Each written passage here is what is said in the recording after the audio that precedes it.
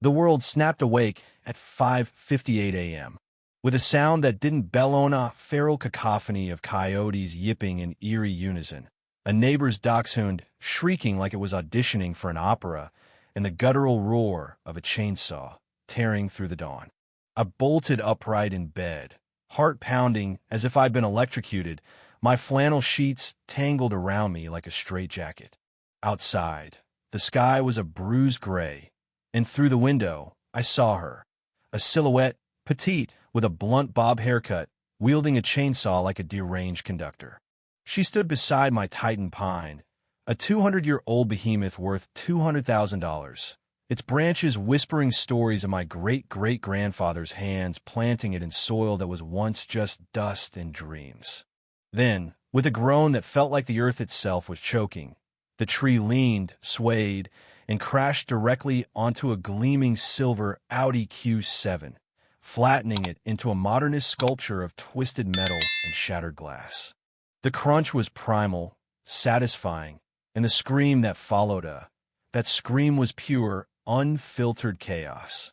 It was Miranda, my HOA president, my neighborhood's self-appointed empress, shrieking as her $70,000 SUV became a footnote in her own reckless symphony. I stood frozen in my socks and plaid pajama pants, staring at the wreckage through the window, my breath fogging the glass. Time slowed just enough for me to register the absurdity. Miranda, chainsaw still buzzing in her hands, had just obliterated my family's legacy in her own car in one fell swoop. The Titan pine wasn't just a trite, it was a monument. Planted in 1823, it had survived floods, fires, and a lightning strike that left a jagged scar like a badge of honor. Arborists called it one of the last mature Titan pines on private land in the state, a living relic that drew school kids on field trips, artists with their easels, and even a proposal or two beneath its sprawling canopy. It had a plaque, for God's sake. And Miranda, with her gold-painted mailbox and her vendetta against anything that didn't fit her sterile suburban vision, had decided it was her enemy. I stormed outside, the cold biting my bare arms, expecting an apology, a meltdown, anything but what I got. Miranda spun on me, chainsaw still in hand, her eyes blazing with the kind of fury only someone who's convinced they're the victim can muster.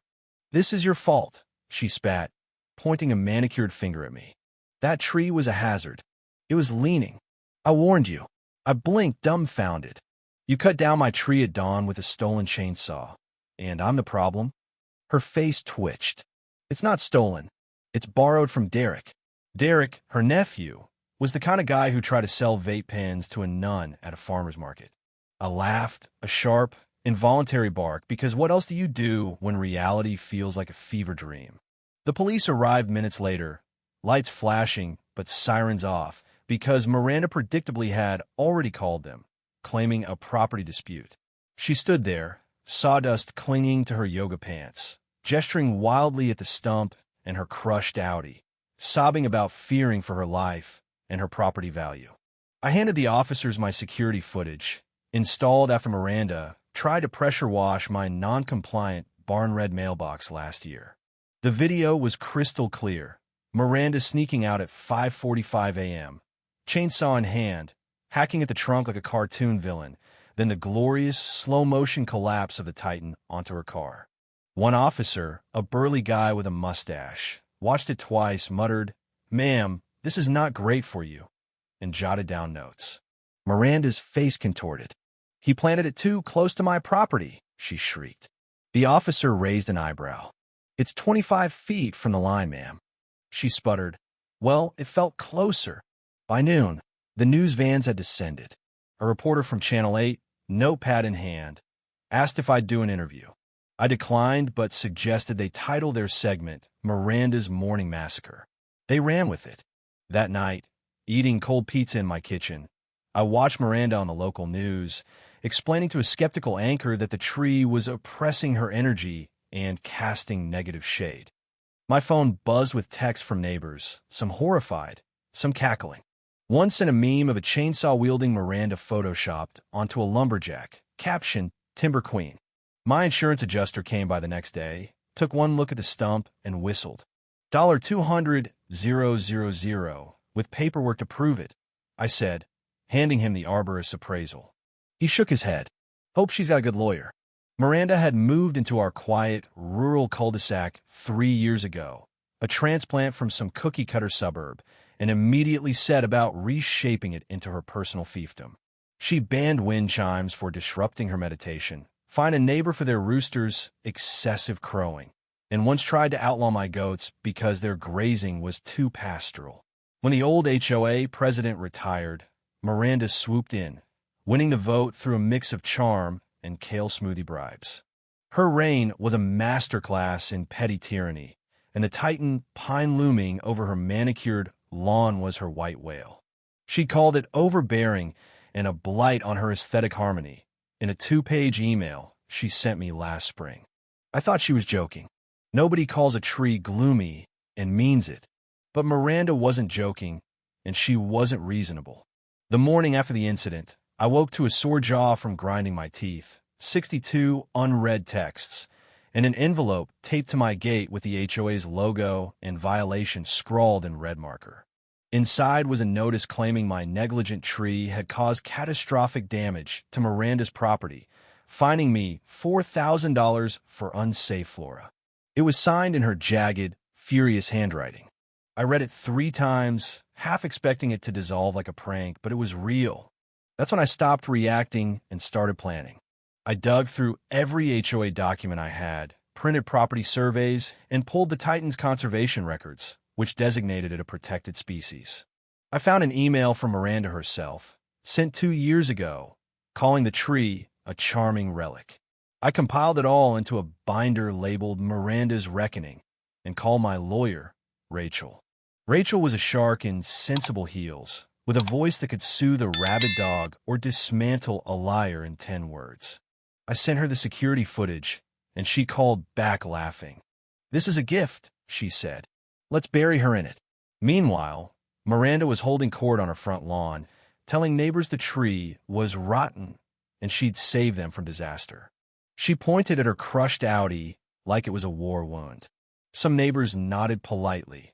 Others backed away like she was radioactive. What she didn't know was that the HOA board was fracturing. A retired librarian named Ellen called me in secret, saying Miranda had claimed the board approved the tree's removal in an emergency session nobody else remembered. Another member, Tom, said he'd never even been invited to such a meeting.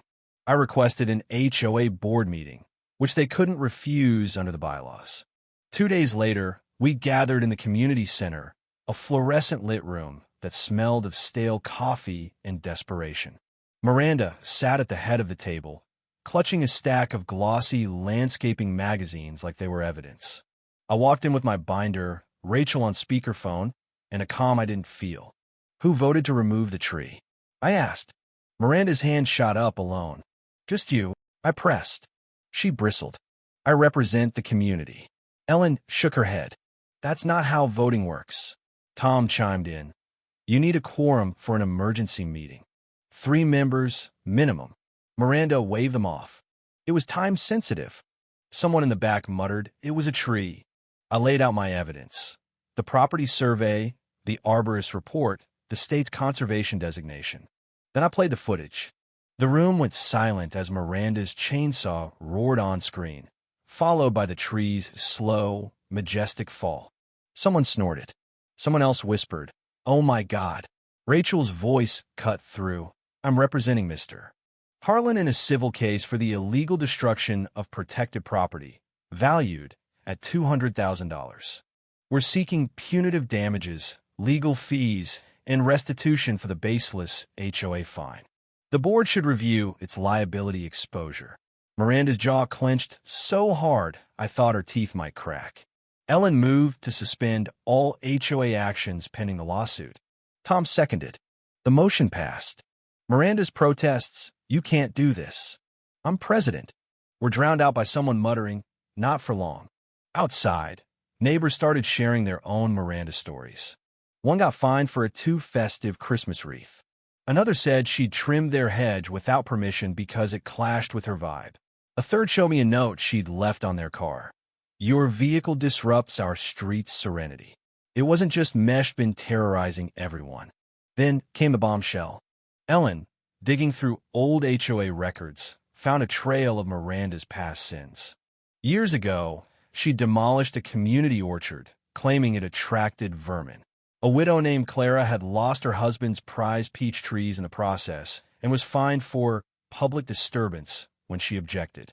Another family had been driven out after Miranda reported their tree fort as a zoning violation. I called Clara, now living 2 counties over. When I mentioned Miranda and the Titan, she laughed so hard she coughed. She's finally met her match, she said. Rachel uncovered the real motive. Miranda had plans for a lavish backyard oasis heated pool, a pergola, a wet bar. The Titan's canopy blocked her vision of chlorinated paradise. She'd emailed an arborist months earlier, asking how to discreetly remove a tree interfering with her layout.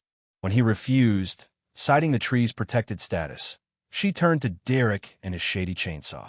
The State Conservation Office got wind of it, thanks to an anonymous tip, possibly Rachel. They confirmed the Titan's status and slapped Miranda with a $120,000 fine for unauthorized removal, holding her personally liable since she acted as HOA president. Her insurance denied her Audi claim self-inflicted damage doesn't count. Her legal fees were piling up, and her lawyer, a discount store attorney named Greg, kept fumbling filings. The community shifted. Neighbors, once cowed by Miranda's reign, started reclaiming their yards. Wind chimes tinkled again. Kids painted a mural on the community wall a towering pine with a tiny, cartoon Miranda fleeing a falling branch. I planted a new grove 6 trees, including a Titan pine sapling from the original's cutting. We called it Miranda's Folly, complete with a carved sign. At the dedication, families picnicked, someone played a banjo, and a neighbor donated a bench inscribed with roots run deeper than chaos. Miranda fought to the end. She filed a countersuit, claiming I'd weaponized the tree to sabotage her spiritual alignment. Greg argued it was a hostile flora conspiracy. Rachel countered with the pool blueprints, the arborist's email, and Clara's testimony. The judge, a no-nonsense woman with zero patience for theatrics, watched the footage, reviewed the conservation laws, and ruled in my favor. Miranda was ordered to pay $210,000 for the tree, plus $50,000 in punitive damages and legal fees. The HOA removed her as president, and the state fined the association for failing to protect the tree, though Miranda bore the brunt. She held a bizarre press conference, standing at a wobbly card table, ranting about tree extremists and announcing a memoir, Sawed and Slandered, My Battle Against Bark. Nobody bought it. She sold her house and moved to a condo complex an hour away, where she was rejected from the HOA board before finishing her pitch. The neighborhood bloomed without her. Flower beds exploded with color, kids rode bikes, and the new HOA, led by Ellen, rewrote the bylaws to prioritize community over control. I still walk to the grove at dawn, coffee in hand, listening to the saplings whisper in the breeze. The Titan's fall wasn't just a low sit, it was a spark. It showed us what happens when you stand up to someone who thinks they can chainsaw their way through history. Miranda thought she could erase a legacy for a pool. Instead, she carved her own name into a cautionary tale, one that grows taller with every new leaf in the grove she'll never see. If you were the one in this story, how would you react? Would you stand up and fight back, or accept the unreasonable pressure and control from the HOA? Share your thoughts in the comments below. And don't forget to subscribe, like, and share this VY Deo with more people. Your small action gives us the motivation to keep bringing you more intense and engaging stories. Thanks for watching, and we'll see you in the next VY Deo.